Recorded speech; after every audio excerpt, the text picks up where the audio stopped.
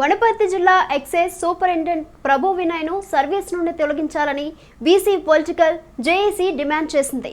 హైదరాబాద్ నాంపల్లిలోని అంబర్కీ భవన్లో JAC chairman Yugender Goud కమిషనర్ను కలిసి ఫిర్యాదు చేశారు.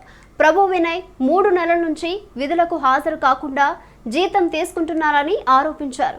సీనియారిటీ జాబితాలో అక్రమాలకు పాల్పడటమే కాకుండా చట్టవిరుద్ధంగా సర్వీస్ పొడిగించుకున్నట్లు తెలిపారు. పుట్టిన తేదీని కూడా 1964 నుండి 1969కి సంచలన ఆరోపణలు చేశారు. వీటికి సంబంధించి అన్ని ఆధారాలను ఎక్సైజ్ కమిషనర్కు అందజేసినట్లు వివరించారు.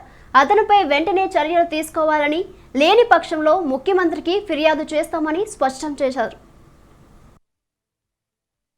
ఎక్సైజ్ ఈఎస్ గారు గత 3 నెలల నుంచి విధులకు హాజరు కాకుండా ఇంటి వద్దకే హాజరు రిజిస్టర్ తెప్పించుకొని సంతకాలు చేస్తూ ఫైళ్లు క్లియరెన్స్ చేస్తూ ఈరోజు అక్రమాలకు పాల్పడుతున్నాడని చెప్పి వారం రోజుల కిందట వనపర్తి జిల్లా కలెక్టర్కు మేము ఫిర్యాదు చేసినాం.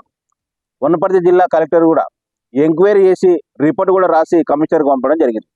మరి వారం రోజులైనా అతనిపై ఎందుకు చర్య తీసుకుంటలేరని చెప్పి మేము అడుగుతా ఉన్నాం. అందుకే ఈరోజు ఎక్సైజ్ కమిషనర్ గారు శ్రీధర్ గారిని కలవడానికి వచ్చాం. మరి వారు అందుబాటులో వాళ్ళ ఆఫీసులో కూడా కాపీ ఇవ్వడం జరిగింది. వనపర్తి